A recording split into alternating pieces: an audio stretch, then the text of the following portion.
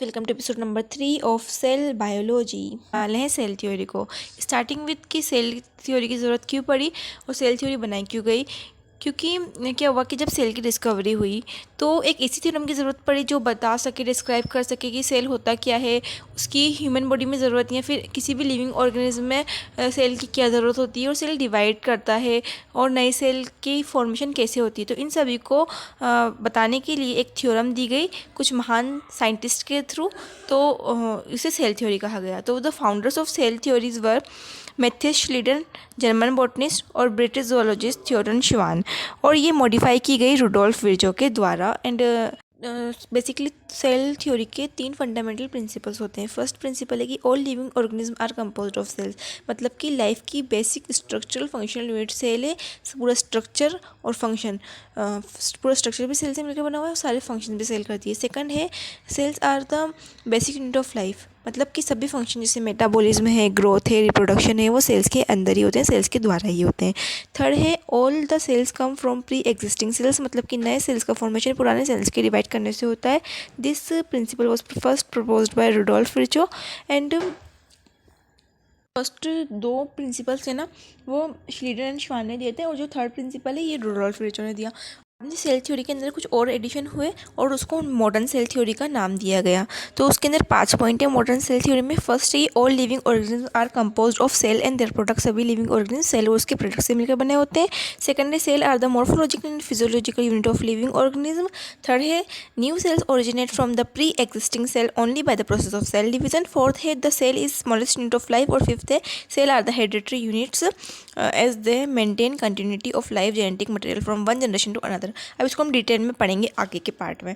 और पहले ये जान लेते हैं कि जो सेल थ्योरी को नहीं मानते उन्हें सेल ही नहीं माना जाता है, जैसे कि वायरसेस, प्रोटियोन्स, वायरोइड्स और आरबीसी। जैसे वायरस है, उनका इंडिपेंडेंट एक्सिस्टेंस नहीं है तो वो एक्सेप्शन ऑफ सेल थ्योरी, उसे सेल नहीं माना जाएगा। आरबीसी उनमें न्यूक्लियस एब्सेंट है तो इसलिए उसे भी सेल नहीं माना जाता है, इसलिए तो आरबीसी को रेड ब्लड कार्पेसल्स कहते हैं। तो ये था हमारा सेल थ्योरी। अब इसको हम थ्योरेटिकल वे में लिखा हुआ नोट्स के थ्रू बहुत डिटेल में समझते हैं, ठीक है। So let's start. हमने 3 प्रिंसिपल पढ़े। तो फर्स्ट प्रिंसिपल था all living organisms are composed of cells. मतलब क्या होता है कि आप एक छोटा सा ऑर्गेनिज्म देखते हो और एक बहुत बड़ा ऑर्गेनिज्म देखते हो, तो वो जो भी ऑर्गेनिज्म है, यूनिसेलुलर हो या मल्टीसेलुलर हो या फिर बैक्टीरिया हो या फिर एक जायंट सा एलिफेंट हो, वो सभी सेल से मिलकर बने हुए हैं। वो उनकी बॉडी में मिलियन ट्रिलियन सेल हैं। जैसे कि एक ह्यूमन बींग है, उसमें मिलियन ट्रिलियन सेल्स है जो मिलकर एक ह्यूमन बॉडी को बना रहे हैं, ठीक है। एलिफेंट्स हैं, उसमें बहुत सारे सेल हैं। एक बैक्टीरिया है, उसमें एक ही सेल है, ठीक है। तो इस तरह से जितने भी लिविंग ऑर्गेनिज्म हैं उनकी बॉडी सेल से ही मिलकर बनी हुई है।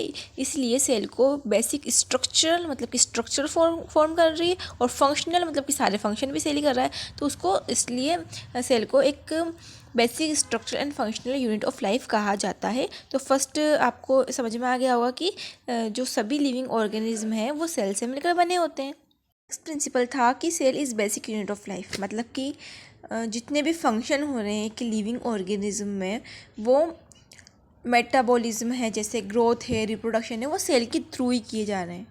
सेल तो कर रहा है, मेटाबॉलिज्म सेल कर रहा है, एटीपी का फॉर्मेशन सेल कर रहा है, और ग्रोथ डिवाइड सेल डिवाइड करके ग्रोथ कर रहा है, रिप्रोडक्शन कर रहा है, ये सब क्या हो रहा है, सेल ही कर रहा है। तो सेल क्या है, बेसिक यूनिट ऑफ लाइफ है। सेल ही है तभी तो लाइफ है। तो ये वाला प्रिंसिपल ये बताना चाहता है कि सेल ही बेसिक यूनिट ऑफ लाइफ है, सेल के बिना लाइफ इम्पॉसिबल है, ठीक है। फिर नेक्स्ट पॉइंट है, और बहुत इंपॉर्टेंट पॉइंट है, ये रुडोल्फ विर्चो ने दिया था। आगे के 2 पॉइंट किसने दिए थे, श्लीडन एंड श्वान ने। और ये वाला पॉइंट जो है, ये वाला प्रिंसिपल रुडोल्फ विर्चो ने दिया था। उन्होंने बताया था ओमनी सेलुलर ई सेलुलर, मतलब कि जब सेल थ्योरी दी गई तो फिर ये बात का चक्कर पड़ा कि भाई जो सेल है वो नए सेल बन कैसे रहे। तो ये रुडोल्फ विर्चो ने बताया कि नए सेल जो है ना वो पुराने सेल के डिवीज़न से बनते हैं। सेल डिवीज़न होता है, उसके थ्रू नए सेल बनते हैं पुराने सेल से ही। तो this is the third law. उसके बाद तो सेल थ्योरी के अंदर कुछ 2 और प्रिंसिपल जुड़े और उसको मॉडिफाइड सेल थ्योरी का नाम दिया गया। मतलब आगे के 3 प्रिंसिपल तो यही हैं, उसमें 5 पॉइंट्स हैं, उसमें से 3 पॉइंट्स तो सेम ही है जो हमने पहले पढ़े, और ये जो 2 पॉइंट्स हैं नीचे के वो 2 नए हैं। एक बार स्टार्ट करते हैं इसको, मॉडर्न सेल थ्योरी को। मॉडर्न सेल थ्योरी जो थी उसका दूसरा नाम है थ्योरी ऑफ लीनिएज या फिर सेल डॉक्ट्राइन थ्योरी। इसके अंदर 5 प्रिंसिपल है। फर्स्ट है कि all living organisms are composed of cells and their products, मतलब कि सभी लिविंग ऑर्गेनिज्म सेल से और उनके प्रोडक्ट मतलब टिश्यू ऑर्गन सिस्टम से मिलकर बने होते हैं। ठीक है, समझ में आया होगा आपको। सेकंड पॉइंट है cell are the morphological and physiological unit of living organism, मतलब कि किसी भी लिविंग ऑर्गेनिज्म की मॉर्फोलॉजी और फिजियोलॉजी, जैसे वो अंदर से है आंतरिक संरचना, बाहरी संरचना, दोनों संरचनाएं जो हैं वो सेल ही बनाता है।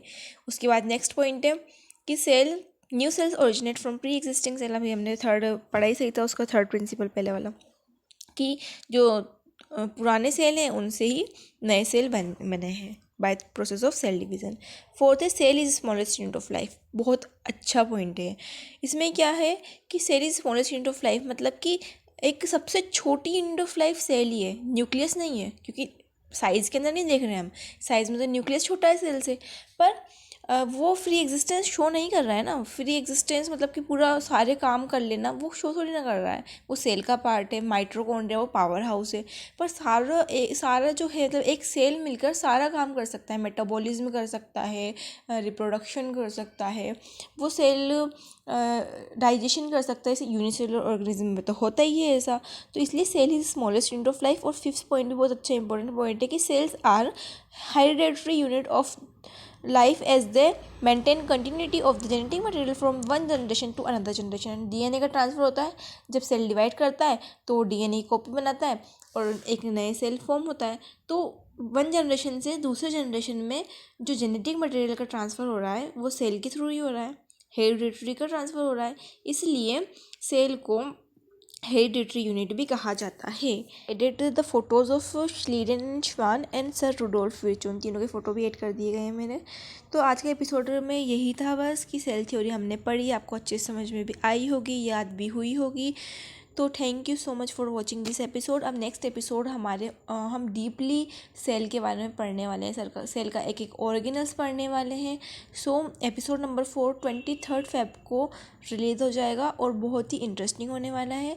So thank you for watching the video and stay tune for episode number 4 of cell biology.